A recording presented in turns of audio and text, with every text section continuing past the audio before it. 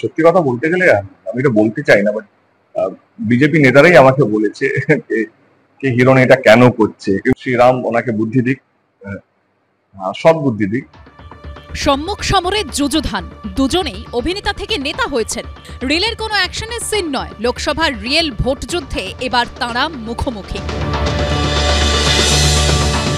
লোকসভা ভোটের মুখে ঘাটালের বিজেপি প্রার্থী হিরণ বারবার যখন সেখানকার তৃণমূল প্রার্থীর বিরুদ্ধে দুর্নীতির অভিযোগে সরব হচ্ছেন, তখন পাল্টা ব্যক্তিগত আক্রমণের পথে না হেঁটেই হিরণের অভিযোগের জবাব দিলেন দেব। ওর কাছে কোনো কথা নেই, এই কারণ নেই কারণ ওর দল এবং উনি যে খড়গপুরে 3 বছর ধরে এমএলএ ছিলেন, ওনাদের নিজেদের কোনো কাজ যেটা মানুষের সামনে রাখবে, যার ভিত্তিতে মানুষের কাছে ভোটটা চাইবে, সেই কাজগুলো তাদের কাছে নেই। ওর মনে হয় যে এখানে টিএমসি চ্যালেঞ্জ না, এখানে চ্যালেঞ্জ হচ্ছে দেব। তো টিএমসি কে আক্রমণ না করে দেবকে আক্রমণ করা। কিরণ প্রথম না, এই 3 বছর ধরে একই কথা বলে যাচ্ছে। মাসখানেক আগে দেবের বিরুদ্ধে দুর্নীতি ও কাটমানির অভিযোগ তুলে একটি অডিও ক্লিপ ভাইরাল হয়। এই অডিওটা কার, মানে গলাটা শুনে আপনার কার মনে হচ্ছে? গলাটা শুনে যেটা লাগছে ওটা হচ্ছে প্রাক্তন বিধায়ক আমাদের ঘাটালের, ওনার গলা লাগছে। প্রাক্তন বিধায়ক বলতে শঙ্কর দলুই না অন্য কেউ? হ্যাঁ, প্রাক্তন বিধায়ক শঙ্কর দলুই, ওনারই গলা লাগছে। এই অডিওকে হাতিয়ার করে দেবের বিরুদ্ধে লাগাতার আক্রমণে নেমেছেন ঘাটালের বিজেপি প্রার্থী হিরণ।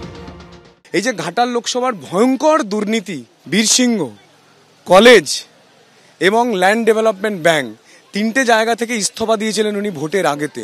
কি কারণে দিয়েছিলেন? রামপদ মান্নার যে একটা অডিও যেটা ভাইরাল হয়েছে, সেখানে দেখা যাচ্ছে যে 3টে জায়গার 44টা চাকরি বিক্রি করছেন উনি।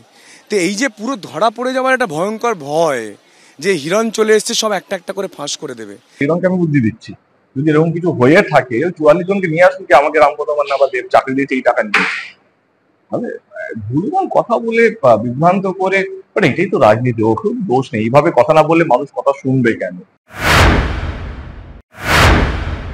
গত 10 বছর উনি যা যা বলেছেন মিথ্যে বলেছেন, উনি যা যা মিথ্যে প্রতিশ্রুতি দিয়েছেন। উনি 10 বছরে ঘাটাল মাস্টার প্ল্যান করতে পারেননি।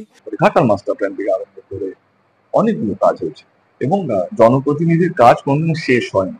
হিরণ ও জেতার জন্য যেইভাবে চেষ্টা করছে, আমার মাঝে মাঝে হিরণকে নিয়ে কষ্ট হয়। মনে হয় কি একাই বলে যাচ্ছে, একাই শুনছে, একাই বলছে, একই কথা বলে যাচ্ছে। ঘাটাল লোকসভা কেন্দ্রের মানুষ অন্তত এটুকু জানে, দেব কম দেখা গেছে কিন্তু দেব সব। আর যেই চুরি চাকারি কাতানি বলছে, তোমার ইডি সিবিআই তোমাকে দেখেছিল, আমি তো মাথা উঁচু করে গেছি, মাথা উঁচু করে বেরিয়েছি, আমি তো কোনো ডেটও চাইনি। হিরণকে শুভেচ্ছা। 25শে মে শনিবার 6ষ্ঠ দফায় ভোট গ্রহণ ঘাটাল লোকসভা কেন্দ্রে। 2 হেভি ওয়েটের যুদ্ধে শেষ হাসি কে হাসে, সেটাই এখন দেখার। সৌমেন চক্রবর্তীর রিপোর্ট, এবিপি আনন্দ, পশ্চিম মেদিনীপুর।